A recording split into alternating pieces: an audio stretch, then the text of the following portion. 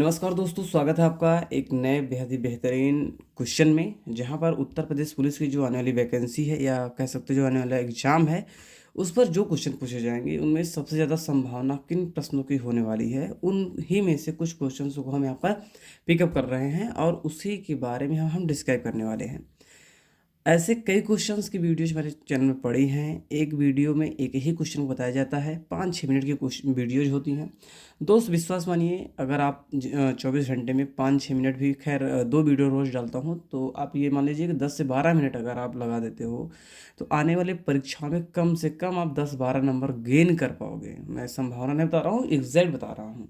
ठीक है, बस आपको रोज़ 10 से 12 मिनट आपको इन्वेस्ट करने हैं। इतना तो आप टॉयलेट करने में लगा देते होंगे और कुछ करने गप करने में लगा देते होंगे। तो दोस्तों प्लीज़ समझिए बात को। जो वर्तमान में जो ट्रेंड है ना, हर लड़का मेहनत कर रहा है, हर लड़का मेहनत कर रहा है। कभी बाहर निकलिएगा अगर अपने एरिया से तो देखिएगा कई लड़के हैं जी तोड़ मेहनत कर रहे हैं। लेकिन सभी का नहीं होगा, आप जान ही रहे हो, कुछ सीमित सीटें होंगी।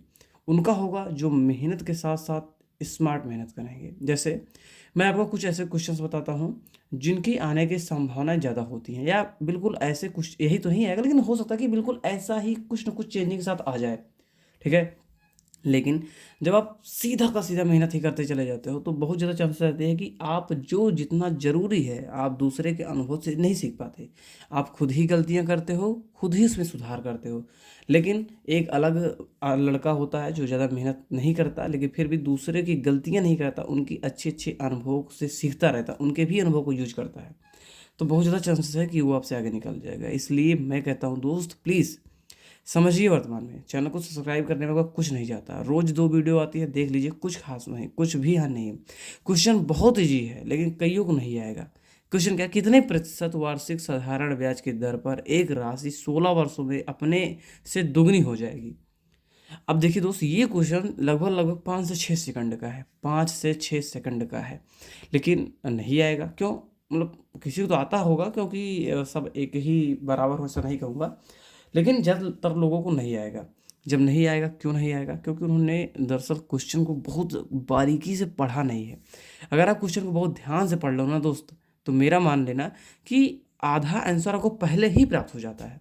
बस क्वेश्चन को ध्यान से पढ़िए क्या कह रहा है।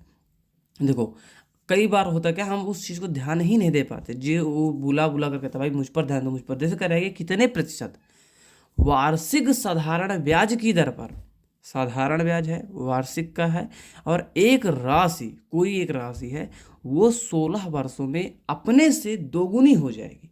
आप समझिए, मान लो अगर वो राशि यानी कि जो प्रिंसिपल वैल्यू थी, मूलधन, वो पी है।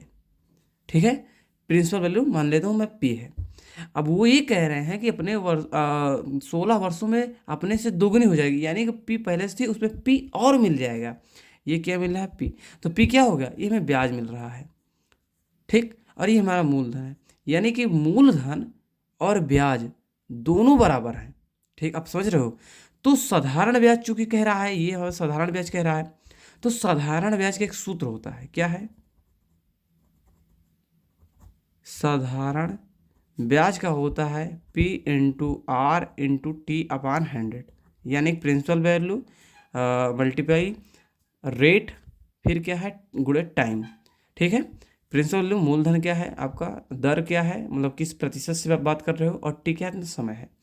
अब चूंकि साधारण ब्याज हमने प्रिंसिपल वैल्यू पी माना है, ठीक है, और ये कहा जा रहा है कि दुगुना हो जा रहा है, तो दुगुना होने का मतलब जस्ट उतना हमें और मिलेगा, यानी कि साधारण ब्याज भी हमारा पी ही होगा। ठीक है, बराबर प्रिंसिपल वैल्यू चूंकि हमने पी माना था तो पी ही लिखेंगे, पी इंटू आर, आर ही हमें ज्ञात करना है। यहाँ पर कहा जा रहा है कितने प्रतिशत वार्षिक साधारण ब्याज की दर पर, तो हमें आर नहीं मालूम, लेकिन टी हमें मालूम है। टी कितना है?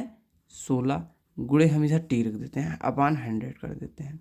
ठीक है, अब देखिए ये इधर, आप देखोगे इधर ऊपर है, इधर जाएगा तो ये कट जाएगा। ठीक है, ये टाइम 16 हो चुका है, तो यहाँ पर आर लिखेंगे, सॉरी इस चीज़ के लिए। ठीक है, अब देखिए, तो अब ये जो इक्वेशन आप देख रहे हो यहाँ पर, इसका मतलब नहीं हुआ कि अब ये पी और पी दोनों एक दूसरे से कट जाएंगे। ठीक है, अब जो ये आर है, जो आर है उधर जाएगा तो ये पलट जाएगा। ठीक है, क्योंकि यहाँ पर गुणे में उधर जाएगा तो भाग में हो जाएगा, तो भाग में क्या होता है, ऊपर वाला नीचे, नीचे वाला ऊपर चला जाता है। ठीक है, तो यहाँ आर बराबर क्या हो जाएगा, 100 अपान 16।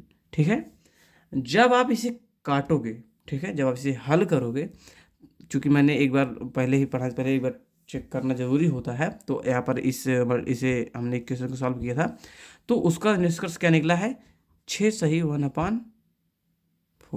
ठीक है, ये आपका परसेंटेज हुआ। वैसे भी देख सकते हो, तो 16 छक्के 96 हो जाएगा। ठीक है, उसके बाद में आप 4 बच रहा है। ठीक है, पॉइंट बढ़ा लीजिएगा, 0 हो जाएगा, 16 दूनी 32। ठीक है, इसी प्रकार से आप कर लीजिएगा। अगर आप इस इक्वेशन को लाने में थोड़ा असफल अपने आप को समझते हो, तो दोस्तों इसे ऐसे भी कर सकते हैं, 4 चौक 16 और 25 चौका 100। ठीक है, 25 में आप 4 से भाग दे दीजिए। अब क्या मिलेगा, 4 छंग 24। ठीक है, बचा कितना, 1 दशमलव बढ़ेगा तो ये 10 हो जाएगा। ठीक है, तो 4 दूनी 8, फिर 2 बचेगा, फिर वो 20 हो जाएगा, 4 पंचे 20, यानी कि 6.25। मतलब कि 6 सही 1/4, 4 छंग 24, 1 25/4, यही 25/4 आ रहा है। ठीक है, तो ये आपका क्या हो गया, आंसर हो गया।